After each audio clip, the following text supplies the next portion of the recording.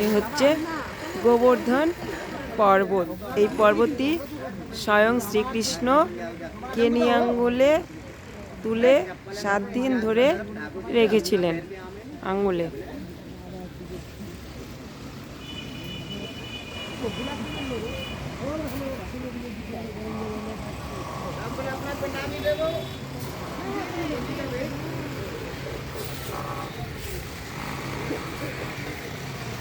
দেখুন সুন্দর একটা পুকুর, জল দেওয়া হচ্ছে।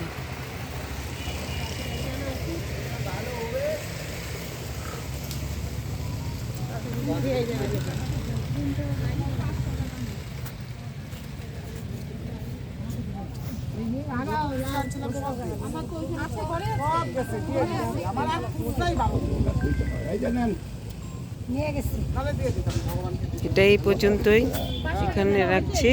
সকালে ভালো থাকবেন, সুস্থ থাকবেন। গিরিরাজ মহারাজদের কাছে যা চাওয়ার চেয়ে নেবেন। ভালো লাগলে একটা লাইক কমেন্ট শেয়ার করে দেবেন। ধন্যবাদ।